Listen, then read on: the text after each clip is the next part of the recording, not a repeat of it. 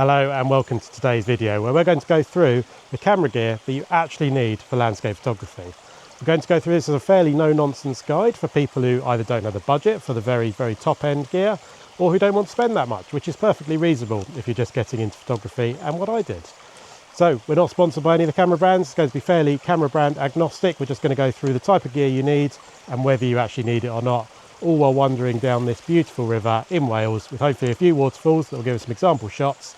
And we'll go through what the sort of different gear gives you and why you want to get each piece of gear and how it'll help you in your photography. So let's make a start with the camera.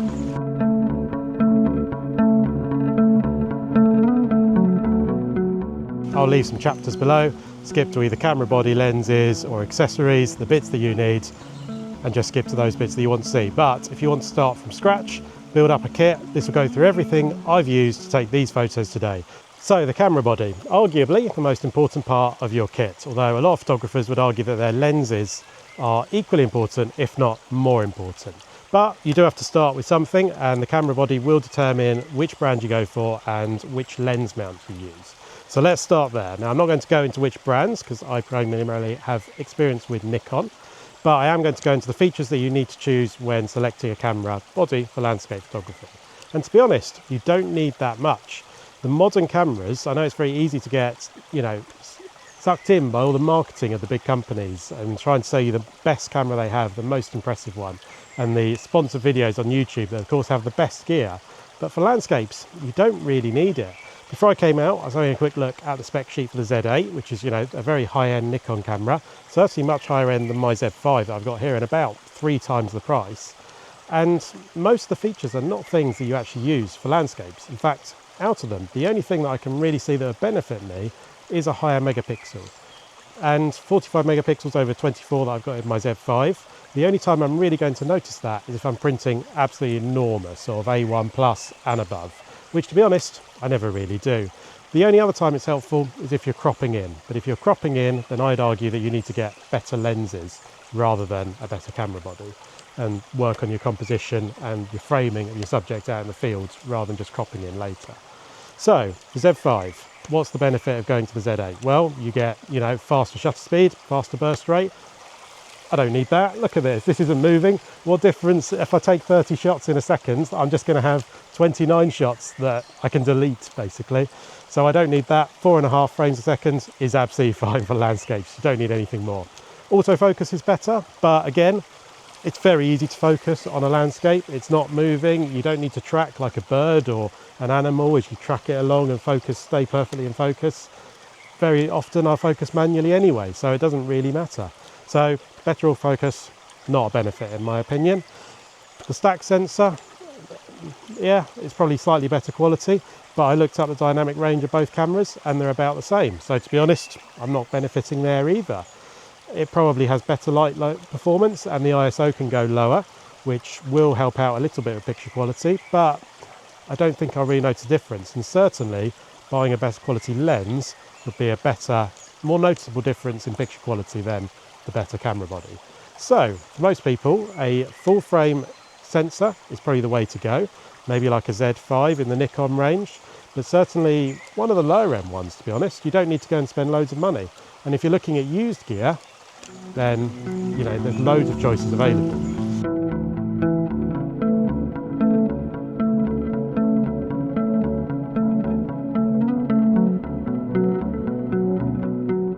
Okay, so having told you that the camera body doesn't matter too much, why then do I have a Nikon Z5? Previously I had a Nikon D3400, which is an APS-C sensor, and it was the most basic camera in their current lineup when I bought it back in 2018 sometime.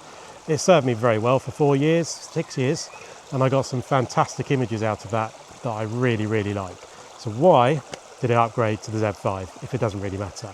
Well, 2 reasons. One, it has a full frame sensor, which does give you more dynamic range, which just makes shooting a little bit easier.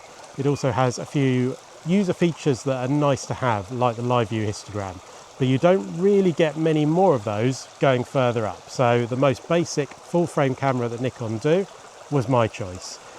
But the main reason I bought this is because of the lens system. I wanted to upgrade my D3400 lens from the kit lens, the 18-55, and go up to something a bit better. And I didn't really see any point buying a whole load of lenses for a system that Nikon had come out and said, you know, they weren't going to make anymore. The F mount was basically dead. Everything was going Z mount. And I thought there's no point buying a camera that uses more F mount lenses when in 10 years time, you'll only be able to buy second-hand gear for it. So Z mount it was, and I do really like it. But D3400, absolutely fine. I'll put a few of my images on the screen. They're fantastic, really like them. Served me for 6 years. Okay, so maybe you're asking yourself, if I've just told you that you don't need one of the top-end cameras, why do they still make cameras with better and better features? Well, it's mostly for other genres of photography. So sports or wildlife, if you know you've got to get a bird in shot and you've only got it in the frame for 2 or 3 seconds as it takes off, you want 30, 60 shots of that so you can choose the absolute best one that's bang in focus, pin sharp, and that's the way to go. Also for video, you know, if you're doing a lot of video, then the video on the higher end cameras is better than the lower ends. That seems to be a lot of the focus on the higher end cameras these days is on the video side. But if we stick purely to landscape photography, there's really no need. In fact, a 10 or 15-year-old camera will be absolutely fine. You can pick them up relatively cheaply, and you'll also have an incredible range of really old second-hand lenses that you can pick up for dirt cheap, because a lot of people are moving to the mirrorless lenses. So they're getting rid of their old, you know, F mount for Nikon. Okay, so having just said that the frames per second and the autofocus features of modern high-end cameras are needed for landscapes, what are the things that you need to look for when you're buying a camera body? Well, in my mind, there are two that are really, really important. One is obviously that lens mount system. You want to make sure that the lenses that you want to use, and we'll get onto those in a sec, are, you know, within budget and they're the ones you want. So there's no good buying a camera and then seeing that you can only buy, say, Nikon or Canon or Sony lenses for it, and actually you want a nice cheap third-party lens for the photography that you want to do. So that is really, really important, because once you've got your camera body, you are stuck with that lens mount. So check that. In terms of actual features, my most important feature is the live view histogram. I've done a video on the live view histogram, and I think it is by far the most useful feature on a digital camera, to be honest. So make sure the camera body you get has that if you can. If you can't, then you can make do.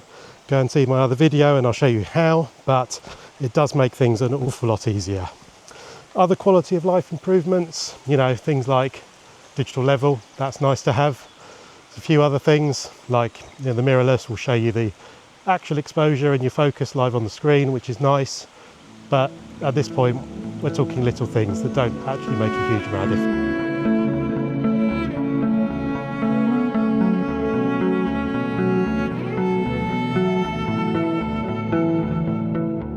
Wow, what a lovely place this is. Very tranquil, no one else here on a Sunday morning. Absolutely wonderful to be around here. Anyway, moving on from the camera bodies, which I had a fairly definitive answer for, lenses. Now they're a bit different. There's not going to be one definitive lens that is the best or worst. It's going to depend a little bit more on what you want to photograph. So let's get into it. I'll show you what I would sort of recommend as a good starter lens if you really have no idea. And that would be a fairly wide-ranging zoom lens. So for me, that is the 24-200 Nikon Z range. The focal length doesn't matter too much. What you want is something that has a good wide angle up to a good zoom. Like I say, this means you'll carry it out more often. It's nice small, it's compact, it's light. You only got one lens, so you're not constantly changing lenses, which does make it easier. And you're going to carry it more often up to the top of the mountain, and that's going to give you the best pictures, because if you haven't got the lens with you, it's not going to give you any good pictures. So make sure you get something that you're happy carrying on maybe a long hike or a long distance if that's what you're planning to do. In terms of cost, these are relatively affordable, certainly better than buying, say, an ultra-wide, a mid-range, and then a telephoto, which you could be looking at sort of £5,000–6,000 for a Nikon full set of those. Whereas one of these gives you a good range of focal lengths for under £1,000 or so. And that's new, you can get something even cheaper second-hand. So if you're just starting out, that's what I'd recommend. But you will then reach a point where you're wanting something a little bit different. So everything from 14 up to 400 is the ideal combination for a landscape photographer. First lens to get, something in the region of 24-200 if they make one, or certainly something like a 24-150, that would be good as well. Second lens, I would say, if you're at the beach, an ultra wide. something like 14 to 30 like I've got. I think Canon make a 16 to 35 just as good. Something like that. If you're working at the beach, they're very useful. Maybe in sort of intimate landscapes, again, very useful. But if you're more of a big picture sort of guy, or you're in the mountains, that sort of thing, then a telephoto would probably be the one to go for next. Something like a 100 to 400, that would be very useful. So that would be my order of getting the lenses, and then, you know, switch around. And if you decide you want something a bit specific, like I have my 85mm prime, which I mostly use for photographing dogs and that sort of thing on the side, but it's no use really for landscapes. I bring it out occasionally just because it does have a nice image quality, but it's not in my go-to list of lenses. If I only had space for the two, it would definitely be the 24 to 200, the 14 to 30. And if I was going up a mountain, I would probably switch the 14 to 30 with a 100 to 400. That would be my go-to kit lens. Well, that is beautiful. Now, the nice thing with having a telephoto lens is it's quite nice to zoom in on various aspects, which makes it a lot easier to get a good composition, because you're not trying to get absolutely everything in. You can really focus on the bits of the landscape that are drawing your eye, and that makes the composition a lot simpler than an ultra wide, which can be quite tricky to use. So definitely start with that.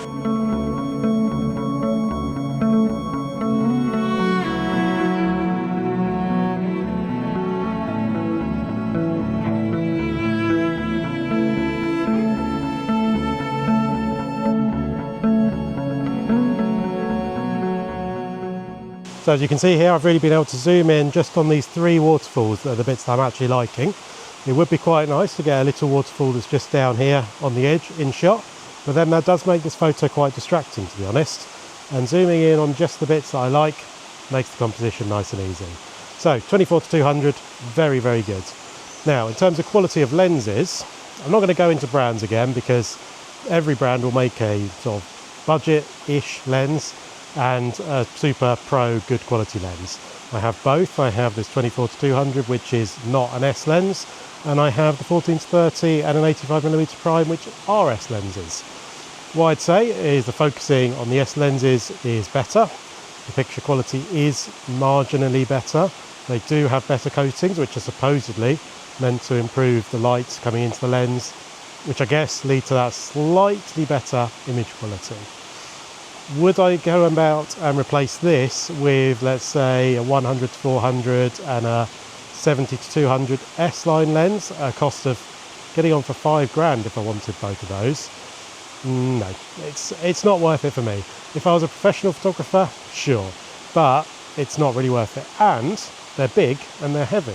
So apart from the expense, if you want to go up a mountain, you've got to carry the things all the way to the top. And I'm much more likely to put this in my bag, which is only, I don't know, 600 grams, something like that, than carrying several kilos of glass to the top of a mountain. And if I haven't got the lens, like I say, you're not getting a good shot with that lens if you haven't got it with you, have you? Now, if you can't afford or don't have those lenses that I've mentioned, do not worry. For 6 years, I had the D3400 with just the kit lens, the 18 to 55mm, which is full frame equivalent of about 27 to 82, something like that. And I got some absolutely wonderful images. You know, a good photo that's composed well with good light taken on a camera phone will be way better than a photo that's composed badly with bad light but taken on £5 of lens and camera body. You know, so getting that composition and light correct, way more important than whatever gear you happen to have with you at the time. So I'll just take one with the ultra wide. We're at about 17mm or so, just so you can see the difference between doing like a vertical panorama and a ultra wide shot.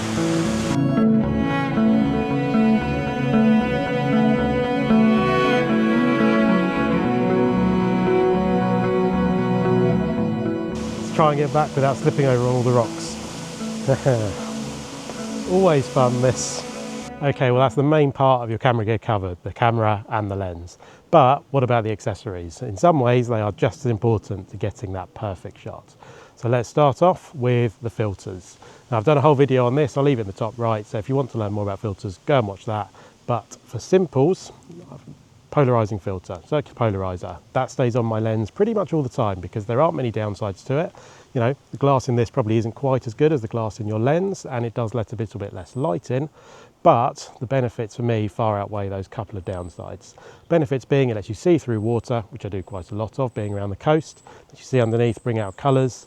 And if you're in a woodland, especially if after it's been raining or if it's been covered in dew, then it'll really bring out those colours, see through all the reflections and really make that colours pop. So this always stays on my lens, can work on sky as well, so it's always worth, if you're not in a rainy day in a woodland, it's always worth just giving it a quick spin, seeing if it brings out any colours in the sky.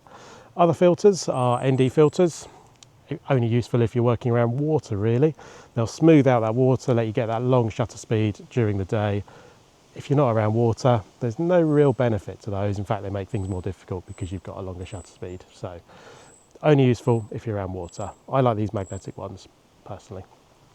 Other things, tripod. I think tripods are one of those things you buy once and then it lasts you hopefully a lifetime, especially if you take good care of it. I got this Manfrotto one. It's not a top end one and I don't see any need to go and spend like £1,000 on one of those nice shiny ones or carbon fibre, all that sort of thing, but certainly something that's, you know, just a step above the sort of basic one. I've got a really basic one for video, about £10. It's rubbish. Something a little bit above that is good because you want it to be stable, give you a nice solid base. You can buy spares for these Manfrotto ones, and I have done, just to repair little things that break. It's been in the sea, I've taken care of it, and it should last a lifetime, I would hope. Along with that, ball head. I've recently upgraded to this three-legged thing ball head. I used to have the Manfrotto, I think it's the RCZ system, the easy clip-in, and to be honest, it was starting after about 5 years to give me a bit of trouble. The camera wasn't clipping in properly, it wasn't filling me with much confidence. So I've replaced it with this Arca Swiss one, and I now wouldn't go back. The other reason I replaced it was because I wanted an L bracket. And when I looked up the Manfrotto L bracket, it was about £190 for basically a bit of bent metal. And I just thought, no, that's too much. Arca Swiss head and a normal L bracket, and that has really helped. It's not something you need, don't need to go and buy it on day one. In fact, it took me about a year or so before I went and bought my tripod, even longer before well, 6-7 years before I bought the L bracket, but it does make filming or taking panoramic shots a lot easier because you can swivel it round on that centre and it just makes things easier. So nice quality of life improvement. Next thing would be camera bags. Now that could be a whole video in itself, to be honest, but when you first start out, especially if you've only got one or maybe two lenses, the over-the-shoulder sort of messenger sort of style bags I think are fantastic. It's what I had for 5 years until I got some more lenses, and you take a lot more shots with them just because it's right there. You just flip the bag open, pull the camera out and take a shot, and practice makes perfect. So taking more shots is going to help your photography. Now I've got the backpack style, which is great, and if you've got more lenses you obviously need it, and I've got all my filming gear in it, but I'd find just having to take it off and unpack it all, get the camera out, and then obviously take one shot, especially in a woodland, you pack it all away again, and it just takes so much longer that I find if the shot's not looking quite perfect, I don't bother. And that's a bad way to think. You want to be taking as many shots as you can, especially when you're just starting out. So over the shoulder, messenger bag, I think is the way to go when you're starting. Other things, I bought a remote control for my D3400 remote shutter release. Not worth it, don't waste the money. Just use a 2-second timer and that will take any shake out of that camera when you press that for 2 seconds. I wouldn't bother with a remote control personally. I haven't bought one for the new Z5. I don't think they even make one, to be honest. Just use your phone, but that's that. I don't think there's much else, to be honest. That's about it. That's all you really need to take good landscape shots. Other than the obvious, like extra batteries if you're going on a really long shoot or things like that, SD cards. I don't need to go into all of those, surely. So hopefully that's given you some ideas as to what you actually need. Avoid the things you don't need. Spend money on the things like the tripod that will hopefully last you a lifetime. Spend money on the lenses, not the camera body. Just keep to the basics, and that will let you go and get some really, really cracking shots. Spend all the money you've saved not buying all the random stuff you don't need on a trip somewhere, and that'll give you far better photos. Well, if you're new to photography, I really hope that's helped you decide what camera gear you need, what camera gear you don't need, so you don't go and waste money on things you don't need from day one. If it has, give it a quick like so the YouTube shows it to more people. Consider subscribing to some other content. Thank you so much for watching, and I really hope to see you soon.